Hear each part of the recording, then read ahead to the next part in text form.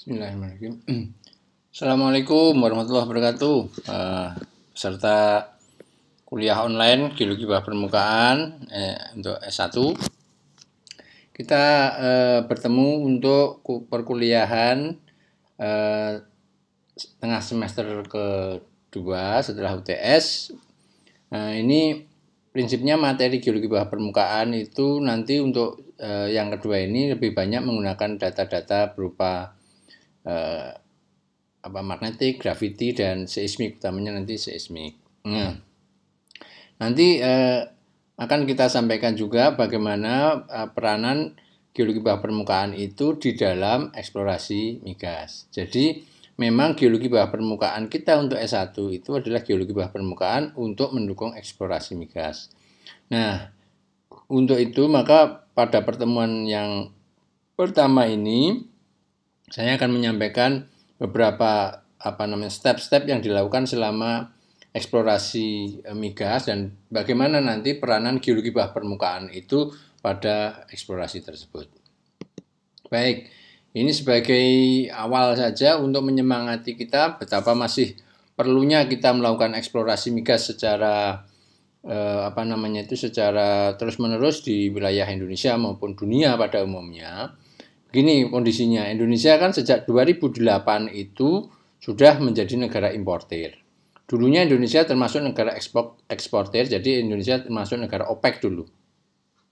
Organization Petroleum of Exporter Countries, jadi organisasi negara-negara pengekspor minyak. Tetapi sejak 2008 karena Indonesia itu sudah tidak bisa mencukupi kebutuhan dalam negerinya sendiri karena semakin meningkatnya kebutuhan, maka sejak itu Indonesia sudah keluar dari OPEC. Nah, produksi Indonesia itu tertinggi untuk minyak itu tercatat tahun 90 pernah ya, dan tahun 70 itu tahun 70 sudah lama sekali ya, sudah 50 tahun yang lalu.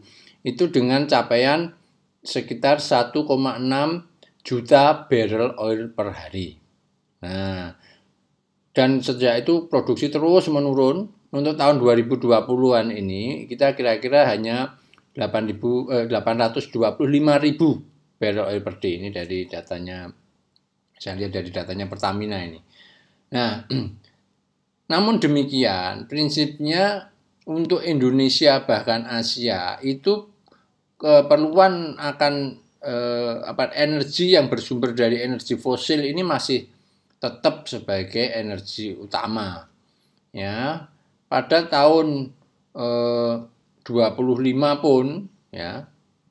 Pada tahun 25 nanti itu kita masih mengandalkan 25% energi kita itu suplainya dari minyak, gasnya 22%, batu baranya 30%. Nah, ini untuk tahun 25. Ini nanti kita bisa lihat forecastingnya lebih banyak lagi.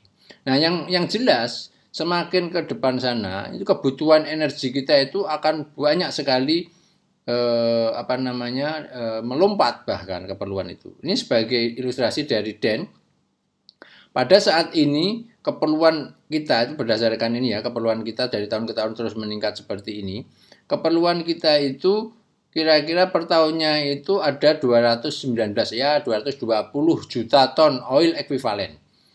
Jadi oil equivalent itu dari semua energi, baik gas, batu bara maupun energi baru terbarukan itu keperluannya kira-kira 220 juta ton. Tahun ini, tahun 2020 ya, 2019-2020 itu keperluannya segini. Nanti diperkirakan akan meningkat 5 kali lipat pada tahun 2050, yaitu sekitar 1.000 juta ton oil equivalent.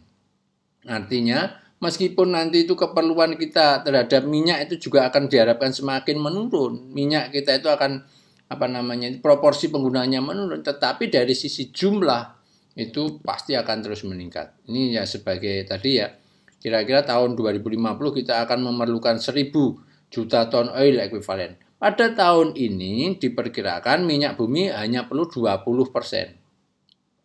Tetapi Anda bisa membandingkan 20%-nya keperluan dari 1.000 itu kira-kira berapa? Seperlimanya dari 1.000. 200 juta barrel oil itu sama dengan keseluruhan keperluan minyak kita, keperluan energi kita saat ini.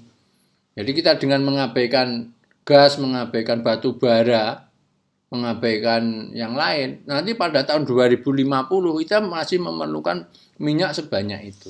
Artinya eksplorasi migas kita itu masih sangat diperlukan sekali. Meskipun ya ini energi baru terbarukan diharapkan terus meningkat ke sana, tapi tahun 2050 pun itu kita kemungkinan baru mencapai angka 30-31%. Ini dari RUEN ya, Rencana Umum Energi Nasional ya, tahun 2025, tahun 2050 targetnya seperti ini. Nah, yang penting sekarang begini ya, bagaimana kita bisa mengoptimalkan atau mencukupi kebutuhan itu. Kalau kita ekspor impor semua, ya kita memerlukan dana yang sangat besar sekali untuk melakukan mencukupi kebutuhan tersebut, sehingga kita harus lebih mengoptimalkan apa yang menjadi milik Indonesia itu dalam rangka mencukupi kebutuhan minyak. Nah, ini berdasarkan data di 2009 misalnya, kondisi basin kita yang sudah teridentifikasi seperti ini. Ada 128 basin yang teridentifikasi di Indonesia. Ada 30 pretersier cekungan yang ada di Indonesia. Dan kemudian ada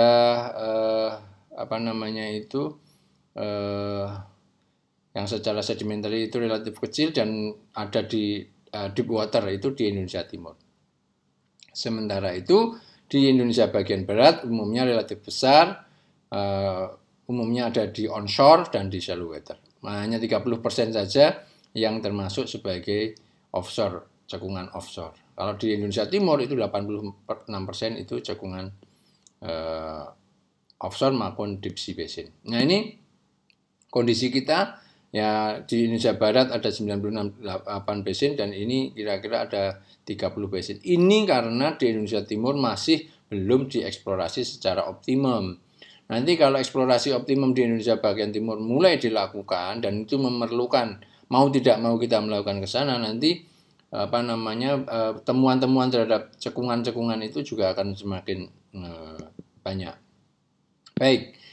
Kalau melihat sejarahnya, eksplorasi di Indonesia itu sudah sejak akhir abad ke-19. Di Indonesia Barat itu ini tahun 1885 sudah ada penemuan minyak di Deli Serdang.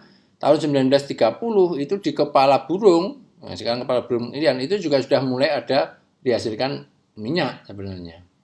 Nah, di Indonesia minyak ini dulu masih menjadi komoditi penjajah mestinya. Baru setelah merdeka dan pemikiran kita sudah mulai memikirkan eksplorasi untuk keperluan Indonesia, berkembang sedikit demi sedikit, akhirnya tahun 69 itu baru ada sistematis untuk eksplorasi di Indonesia. Nah, prinsipnya sekarang eksplorasi itu ya tidak hanya pada daerah-daerah yang sudah terbukti, daerah-daerah lain yang belum terbukti pun harus mempunyai challenge untuk dieksplorasi.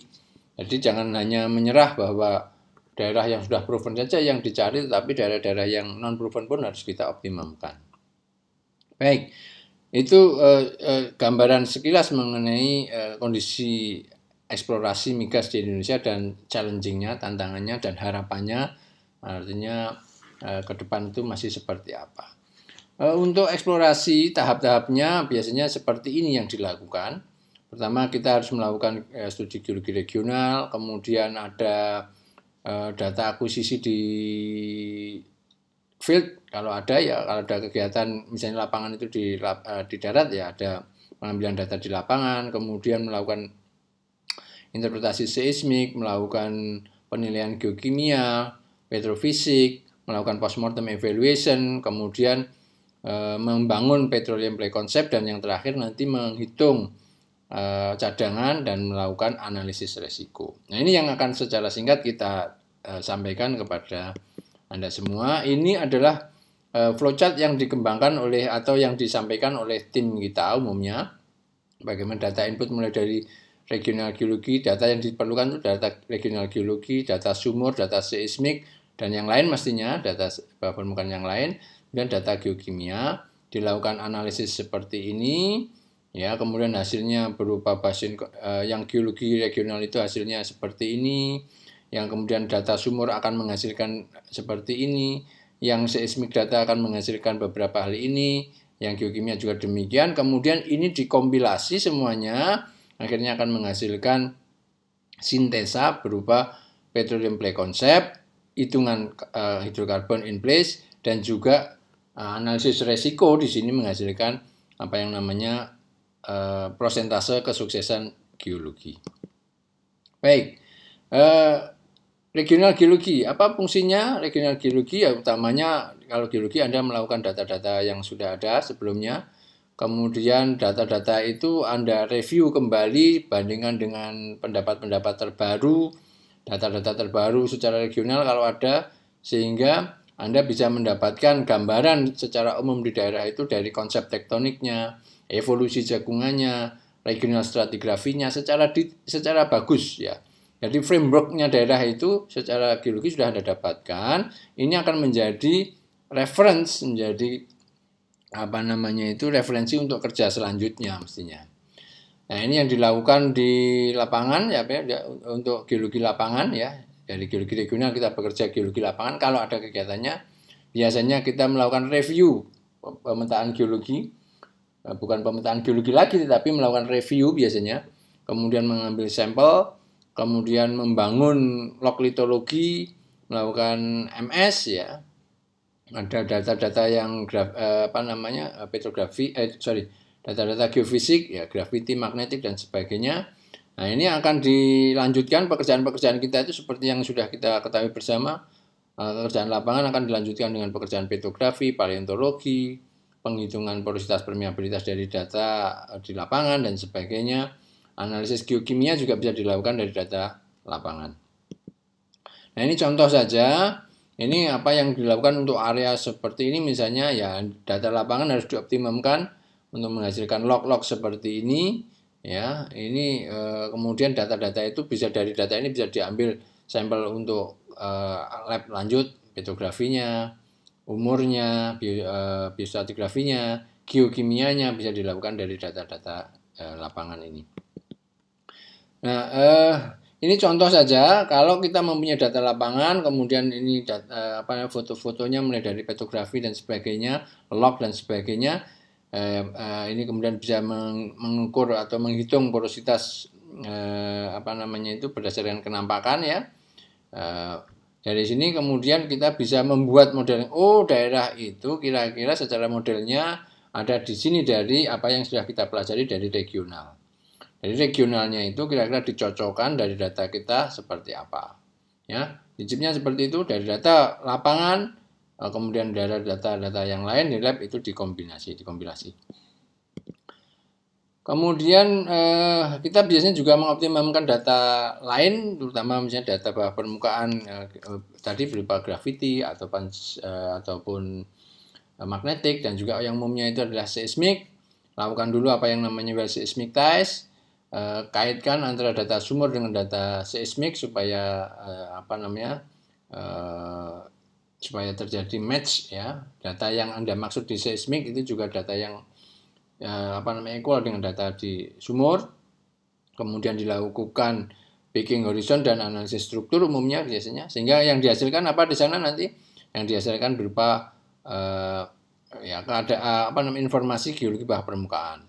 Mulai dari kondisi litologinya, kemudian hubungan antar litologinya, kondisi geologi struktur dan sebagainya. Ini nanti digunakan untuk mengembangkan petroleum play concept dan juga nanti mengarah kepada identifikasi lead ataupun prospek. Ini contoh saja ya, ini daerahnya penelitian, kemudian ini data seismiknya, kemudian kita lakukan interpretasi dari peaking horizon bla bla bla bla bla bla, hasilnya seperti ini, hingga kita mempunyai kondisi bawah permukaan. Ya, kondisi bawah permukaan ini nanti akan banyak digunakan untuk interpretasi berbagai macam tadi. Ya, kondisi geologi bawah permukaannya seperti apa sampai dengan potensi adanya lead dan prospeknya. Ya, selalu seperti itu, memanfaatkan data itu dikompilasi, semua data yang ada dikompilasi, dioptimumkan untuk mendapatkan kondisi gambaran bawah permukaan ya. Mana yang menjadi source rock, mana menjadi ini reservoirnya, ini sill rocknya dan sebagainya. Ini juga sill rock regional. Itu kita identifikasi dan kita matchkan dengan data bawah permukaan kita. Ya, ini kemudian dari data seismik kita bisa misalnya selain struktur, picking horizon, kondisi dan sebagainya, kita juga bisa identifikasi adanya lead, baik yang nanti lead itu dari struktur maupun stratigrafi. Nah, sangat bagus apabila Anda mempunyai data, baik data bawah permukaan maupun permukaan, ya ini contohnya data permukaannya berupa peta geologi, data bawah permukaannya ini dari gravity misalnya ya, terus ini bawah permukaannya dari seismik, dikombinasi, ya ini interpretasi gravitinya, kondisinya seperti ini, kita kompilasi ya, sayatan geologi dan sebagainya, sehingga menjadi lebih valid. Adanya interpretasi seperti ini menjadi lebih valid karena didukung oleh data regional yang lebih besar, baik dari data gravity maupun dari data geologi bawah permukaan ya. Dari interpretasi seismiknya disupport dari data gravity maupun dari data geologi, itu akan menjadi interpretasi yang lebih komprehensif. Baik, kemudian langkah yang dilakukan berikutnya biasanya juga untuk penyelidikan geokimia itu umumnya untuk mengetahui studi tentang batuan induk, mengetahui jenis geologinya, karakteristik source rocknya seperti apa, mengetahui gradien geothermal yang ada di situ. Bahkan nanti yang penting itu bisa digunakan untuk basin modeling. Saya pikir ini sudah dapatkan bagaimana Anda melakukan basin modeling dari data-data geokimia yang ada. Baik, selain geokimia, langkah selanjutnya kita mengoptimalkan data sumur yang kemarin sudah disampaikan. Dengan data sumur itu kita bisa melakukan identifikasi rasio antara reservoir dan non-reservoir, kemudian porositas permeabilitasnya juga bisa dihitung, kemudian sampai kepada menghitung kejenuhan minyak ataupun kejenuhan gas di situ dalam rangka menuju kepada perhitungan cadangan nanti. Jadi nilai SV, SG itu menjadi tahap yang terakhir dari sebuah petrofisis analisis. Nah ini contohnya, ini dari data sumur ini nanti ada beberapa kandidat reservoir, ya ini ada beberapa kandidat reservoir, kemudian kita hitung net to gross-nya berapa, porositasnya berapa, kejenuhan airnya berapa, ini pakai rumus semuanya, kemudian P1, P50, P90 ini artinya probability kesuksesannya, nilai-nilai dari itu, dari nilai-nilai keyakinan 90% itu berapa, keyakinan 10% berapa dan sebagainya, itu nanti sudah kita pelajari dari metode probabilitas. Kemudian juga dilakukan postmortem evaluation, artinya mengevaluasi keberhasilan maupun kegagalan terhadap sumur-sumur yang sudah ada sebelumnya. Ya, jadi dari data sumur itu yang sudah ada sebelumnya itu kita akan melihat mengapa sumur itu gagal misalnya kalau memang gagal, dan mengapa sumur itu berhasil kalau berhasil, dan itu kita evaluasi, kita jadikan pegangan untuk melakukan dasar dari analisis berikutnya. Ya, ini contohnya petroleum postmortem evaluation itu dari sumur-sumur yang ada ini, dari sumur-sumur yang ada ini kita lakukan analisis semuanya, ya nama sumurnya, targetnya di mana dan sebagainya, trapnya seperti apa. Kemudian ini kita berikan penilaian-penilaian untuk semuanya. Penilaian yang kita nilai itu adalah komponen dari petroleum sistemnya, yang mulai dari strukturnya, reservoirnya, source rocknya dan sebagainya. Itu chargingnya dan sebagainya. Kemudian masing-masing kita beri bobot, apakah resikonya tinggi, sedang ataupun rendah. Nah, yang merah ini tinggi, sehingga nanti kita tahu, oh sumur tinjau 1 mengapa gagal misalnya, karena dia ada permasalahan di source rock, sill rock, dan juga structure-nya. Ini misalnya keterangannya, porosity-nya jelek untuk mana ini? Source rock-nya jelek, berarti ini source rock-nya jelek.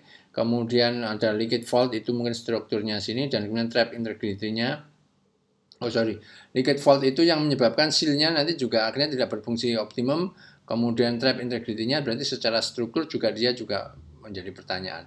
Dan seterusnya semuanya akhirnya akan ada evaluasi mengapa terjadi kegagalan dan keberhasilan pada semua sumur yang ada, itu menjadi patokan selanjutnya.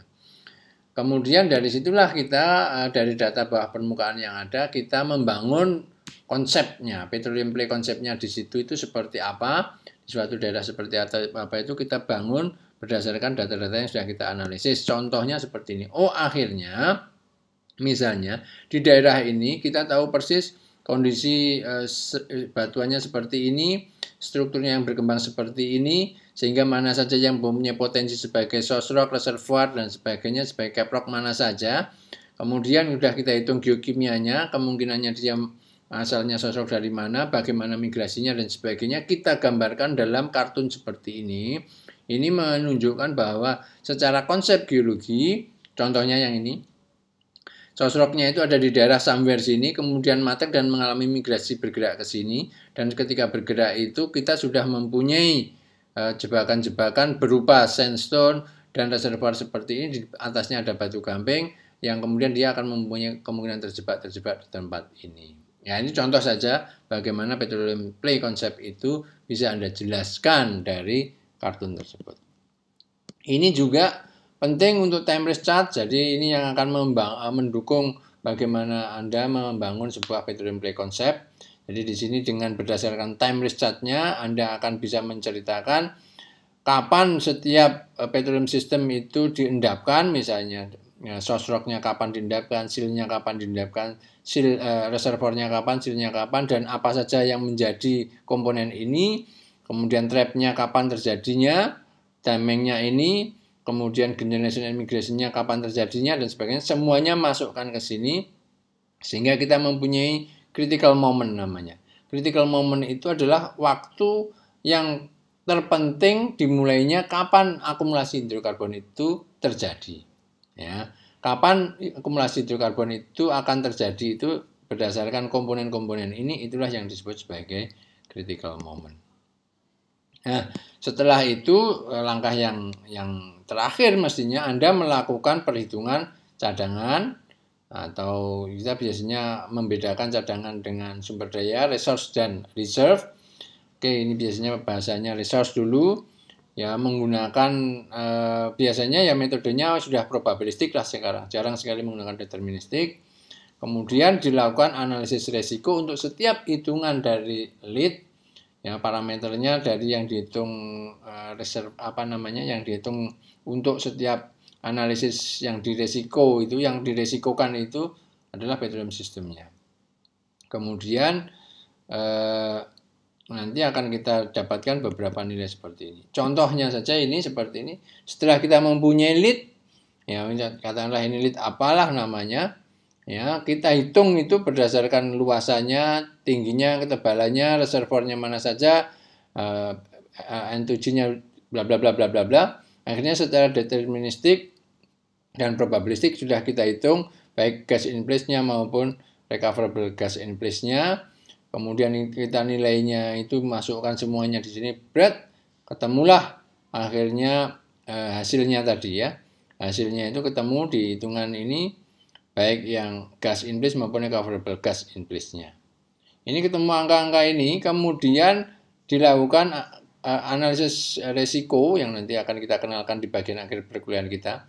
Menganalisis resiko sehingga nanti kita ketahuan bahwa analisis resikonya itu termasuk rendah, sedang, atau tinggi. Contohnya yang ini adalah tinggi. Maknanya apa? Maknanya sebenarnya identifikasi jebakan ini atau identifikasi dari trap ini itu masih mempunyai resiko kegagalan besar. Ya, resiko kegagalannya besar, jadi resikonya masih tinggi.